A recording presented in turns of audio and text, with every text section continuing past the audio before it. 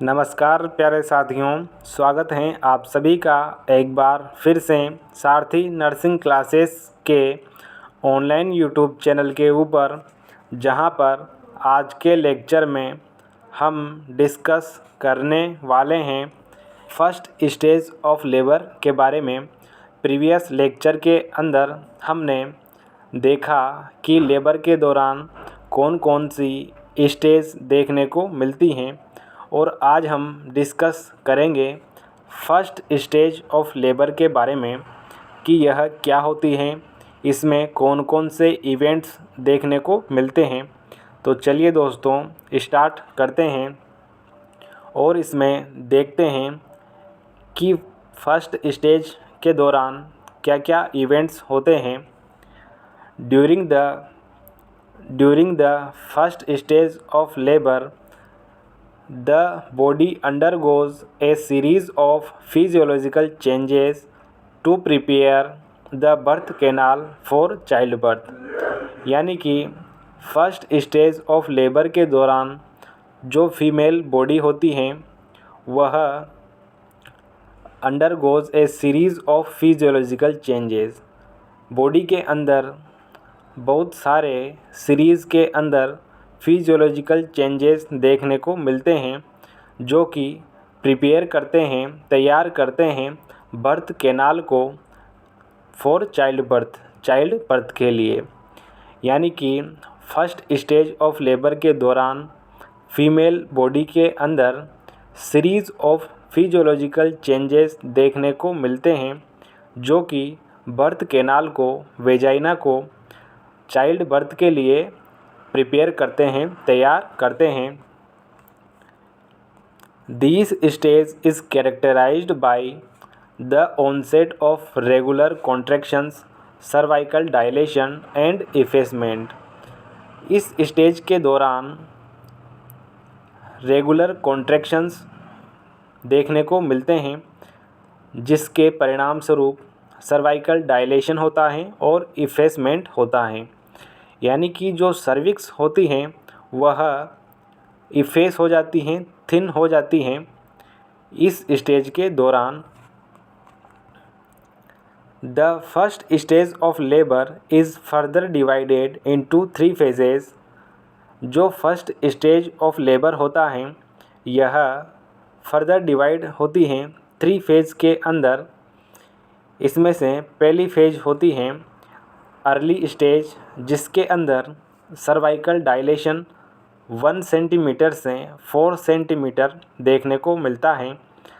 Second stage होती है active stage, जिसके अंदर सर्वाइकल डायलेशन 4 सेंटीमीटर से 7 सेंटीमीटर देखने को मिलता है। और थर्ड स्टेज होती है ट्रांजिशनल स्टेज, जिसके अंदर सर्विक्स का डायलेशन 8 सेंटीमीटर से 10 सेंटीमीटर देखने को मिलता है। यानी कि जो फर्स्ट स्टेज ऑफ लेबर होता है इसमें मेनली यूट्रस के कॉन्ट्रैक्शंस होते हैं, सर्वाइकल डायलेशन एंड इफेसमेंट होता है जो कि इसके कैरेक्टरिस्टिक्स फीचर होते हैं। इसके बाद है इसका डायग्राम, जिसके अंदर दिखाया गया है cervical effacement and dilation. First picture के अंदर दिखाया गया है not effaced and not dilated service. जो सर्विक्स होती हैं वह नॉन डायलेटेड और नॉन इफेस्ड होती हैं, जो कि लेबर की फर्स्ट स्टेज के दौरान इसका डायलेशन स्टार्ट हो जाता है और इफेसमेंट स्टार्ट हो जाता है, जैसा कि डायग्राम के अंदर दिखाया गया है। Fully effaced and 1 centimetre cervical dilation. जो सर्विक्स होती हैं वह इफेस हो जाती हैं, यानी कि थिन हो जाती हैं और आगे चलकर सर्विक्स फुली इफेस्ड हो जाती हैं और फुली डायलेटेड टू 10 सेंटीमीटर देखने को मिलती हैं। यानी कि सर्विक्स फुल डायलेट होकर, फुली इफेस्ड होकर बर्थ कैनाल को प्रिपेयर करती हैं चाइल्ड बर्थ के लिए, लेबर के लिए। इस तरह से सर्वाइकल इफेसमेंट एंड डायलेशन देखने को मिलता है। इसके बाद हैं अर्ली स्टेज ऑफ लेबर, जिसके अंदर early stage is the initial phase of the first stage of labour and it is marked by the onset of contractions. यानी कि जो फर्स्ट स्टेज ऑफ लेबर की पहली फेज होती है अर्ली स्टेज, इसके अंदर यूट्रस के अंदर जो कॉन्ट्रैक्शंस होते हैं वह स्टार्ट हो जाते हैं इस स्टेज के दौरान। These contractions are relatively mild, irregular and may be spaced further apart.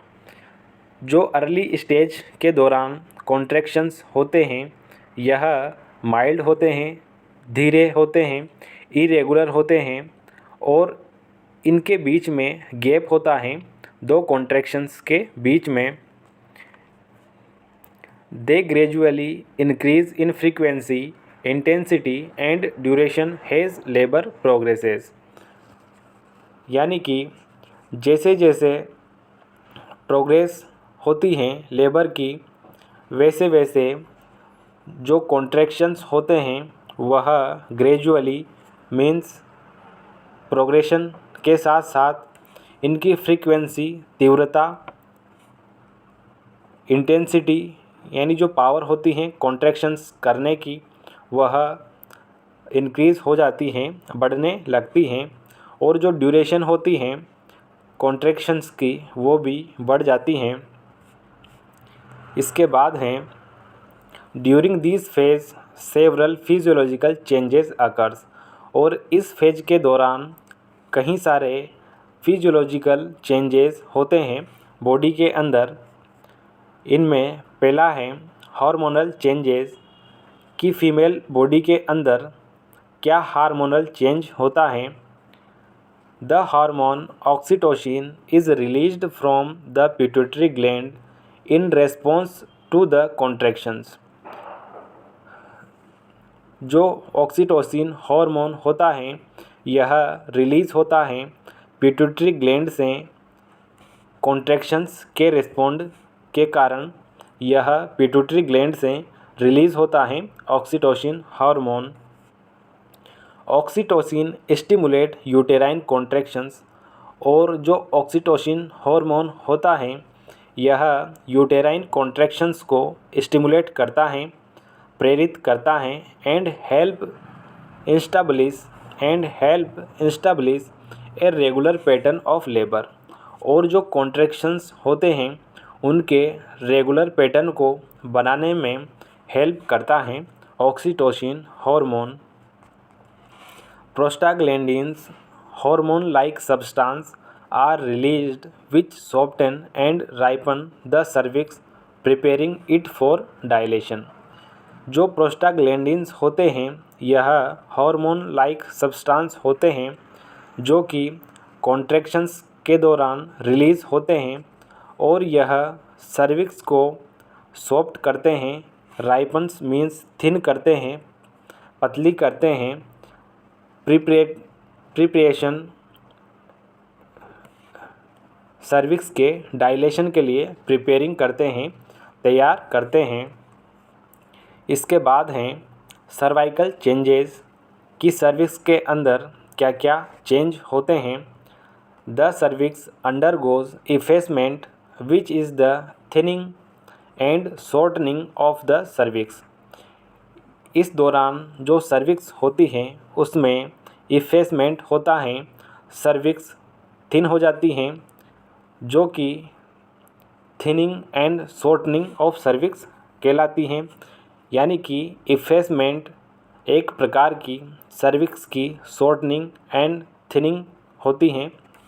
इसके बाद effacement allows the cervix to stretch and open more easily during the later stage of labor।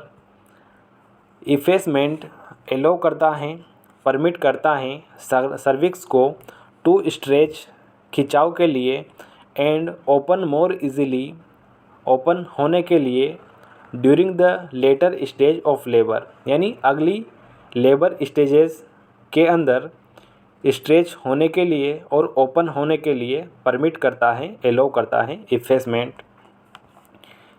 The cervix begins to dilate gradually open to accommodate the baby passage. जो cervix होती हैं वह dilate होती हैं gradually, धीरे धीरे, progression manner में, और ओपनिंग टू अकोमोडेट, और यह ओपन होती हैं जैसे जैसे बेबी बर्थ कैनाल के अंदर इंटर करता है और पास होता है, वैसे वैसे सर्विक्स ओपन होती हैं, डायलेट होती हैं। इनिशियली, शुरुआती दौर में, the cervix is close, cervix close होती है, बंद होती है, but it progressively thin and dilate, लेकिन यह धीरे धीरे थिन होती हैं और डायलेट होने लगती हैं।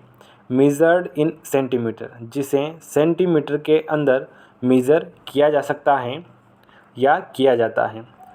इसके बाद कॉन्ट्रैक्शंस, अर्ली स्टेज के अंदर कॉन्ट्रैक्शंस होते हैं। Contractions during early stage of labour are generally mild and irregular, lasting around 30 to 45 seconds. जो कॉन्ट्रैक्शंस होते हैं अर्ली स्टेज के दौरान वह माइल्ड होते हैं, धीमे होते हैं, एंड इरेगुलर पैटर्न में होते हैं, लास्टिंग अराउंड 30 to 45 सेकेंड्स। और जो कॉन्ट्रैक्शंस और रिलैक्सेशन करने का जो टाइम होता है वह 30 to 45 सेकेंड्स होता है। They may be felt as a tingling sensation in the lower abdomen और बैक। जो कॉन्ट्रैक्शंस होते हैं यह मदर को फील होते हैं, जैसे कि tingling sensation means needle pricking sensation feel होता है मदर को लोअर एब्डोमेन पर, और बैक पीछे की साइड में सेंसेशन फील होता है मदर को।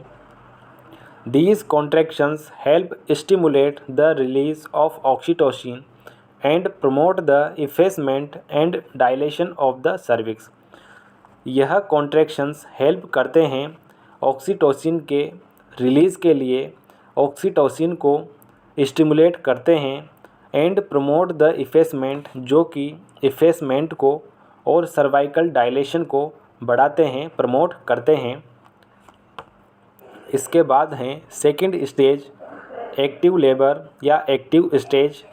इसके दौरान has early labour progresses, early labour शुरुआती लेबर प्रोग्रेस करता है, आगे बढ़ता है। It transitions into active labour, और यह एक्टिव लेबर कंडीशन में, स्टेज में पहुंच जाता है। ड्यूरिंग दिस फेज, इस फेज के दौरान the contractions become more intense, जो कॉन्ट्रैक्शंस होते हैं वह और अधिक पावरफुल हो जाते हैं, फ्रीक्वेंट, तीव्र हो जाते हैं, एंड रेगुलर पैटर्न में आ जाते हैं। And the cervix continue to dilate, और सर्विक्स लगातार डायलेट करती रहती हैं। स्ट्रोंगर कॉन्ट्रैक्शंस, इसके अंदर जो कॉन्ट्रैक्शंस होते हैं वह और अधिक स्ट्रोंग हो जाते हैं। Contractions become more powerful and longer lasting, usually lasting around 45 to 60 seconds with shorter intervals between them. जो कॉन्ट्रैक्शंस होते हैं वह मोर पावरफुल और लंबे समय तक रहते हैं, जिनकी ड्यूरेशन 45 to 60 सेकेंड्स होती हैं, और जो इनके बीच का गैप होता है, दो कॉन्ट्रैक्शंस के बीच का जो गैप होता है वह कम होने लगता है, शॉर्ट होने लगता है। The increased intensity of contractions is essential for effective cervical dilation and the descent of the baby through the birth canal. और जो कॉन्ट्रैक्शंस की इंटेंसिटी बढ़ती हैं वह इसेंशियल होती हैं, आवश्यक होती हैं, for cervical effacement and dilation, cervix के इफेसमेंट के लिए और डायलेशन के लिए। और डिसेंड ऑफ द बेबी, जो यूट्रस के अंदर बेबी होता है, फीटस होता है, उसका descend means downward movement of foetus. Foetus के डाउनवर्ड मूवमेंट, नीचे की तरफ मूवमेंट करने के लिए कॉन्ट्रैक्शंस का पावरफुल होना इसेंशियल होता है, आवश्यक होता है इस स्टेज के दौरान। इसके बाद है एक्टिव स्टेज में अगला ब्लड फ्लो एंड ऑक्सीजनेशन। इसमें है the blood flow to the uterus decrease during contractions, temporarily reducing oxygen supply to the baby. और इस स्टेज के दौरान जो ब्लड फ्लो होता है यूट्रस को, वह डिक्रीज़ हो जाता है कॉन्ट्रैक्शंस के दौरान। टेम्परेरी रूप से जो ऑक्सीजन सप्लाई होती है बेबी को, वह भी रिड्यूसिंग डिक्रीज़ हो जाती हैं, कम हो जाती हैं कॉन्ट्रैक्शंस के दौरान। Between contractions blood flow and oxygenation are restored, allowing to baby to recover. और कॉन्ट्रैक्शंस के बीच में जो गैप होता है, उस टाइम पर ब्लड फ्लो और ऑक्सीजनेशन रिस्टोर हो जाती हैं, वापस प्रॉपर अमाउंट में होती हैं, जो कि बेबी को रिकवर होने के लिए आवश्यक होती हैं। इसके बाद हैं the placenta continues to supply the baby with oxygen and nutrients aided by a temporary increase in maternal blood volume. और जो प्लेसेंटा होता है वह लगातार सप्लाई करता है फीटस को ऑक्सीजन और न्यूट्रिएंट्स, जो कि टेम्परेरी इंक्रीज़ करता है मैटरनल ब्लड फ्लो वॉल्यूम से, ऑक्सीजन और न्यूट्रिएंट बढ़ा देता है। इसके बाद हैं हार्मोनल चेंजेस। एक्टिव स्टेज के दौरान क्या क्या हार्मोनल चेंजेस देखने को मिलते हैं? The release of oxytocin increase during active labour. Active labour के दौरान, एक्टिव स्टेज के दौरान जो ऑक्सीटोसिन हार्मोन होता है वह इंक्रीज हो जाता है। फर्दर इंटेंसिफाई कॉन्ट्रैक्शंस को फर्दर और अधिक पावरफुल बनाने के लिए, and promoting the progress of labour, और लेबर की प्रोग्रेस को और बढ़ाने के लिए, प्रमोट करने के लिए ऑक्सीटोसिन रिलीज़ होता है। Endorphins, natural pain relieving hormone, are also released in response to the increasing intensity of contractions, helping the mother cope with the discomfort। जो एंडोर्फिन्स होते हैं, नेचुरल पेन रिलीविंग हार्मोन्स होते हैं, जो कि कॉन्ट्रैक्शंस के दौरान रिलीज़ होते हैं, और यह मदर को कोप करने में, कोऑपरेट करने में और डिस्कम्फर्ट और पेन के रिलीफ के लिए आवश्यक होते हैं एंडोर्फिन्स नामक हार्मोन। इसके बाद सर्वाइकल डायलेशन है। The cervix continue to dilate rapidly during active labour. और जो सर्विक्स होती हैं वह लगातार रैपिडली डायलेट होती हैं एक्टिव लेबर के दौरान। It progresses from around 4 centimetre to approximately 7 to 8 centimetre और मोर। और यह प्रोग्रेस करते हुए 4 सेंटीमीटर से 7 to 8 सेंटीमीटर तक डायलेट हो जाती हैं cervix. Has the cervix dilate, जैसे जैसे सर्विक्स डायलेट होती हैं, it gradually thins and become fully effaced. और यह लगातार थिन, पतली होती जाती हैं, एंड फुली इफेस्ड हो जाती हैं, जो कि बेबी के डिसेंड को, डाउनवर्ड मूवमेंट को परमिट करती हैं, एलो करती हैं। इसके बाद थर्ड स्टेज होती हैं ट्रांजिशनल स्टेज। इसके दौरान it is characterised by strong and frequent contractions has the cervix approaches full dilation. और ट्रांजिशनल स्टेज के दौरान जो कॉन्ट्रैक्शंस होते हैं वह स्ट्रॉन्ग हो जाते हैं, मजबूत हो जाते हैं, फ्रीक्वेंट तीव्र हो जाते हैं और सर्विक्स को फुल डायलेशन में हेल्प करते हैं, जो कि 10 सेंटीमीटर होता है।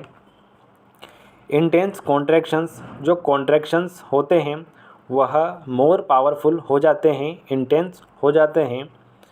Contractions reach there peak intensity during the transitional phase.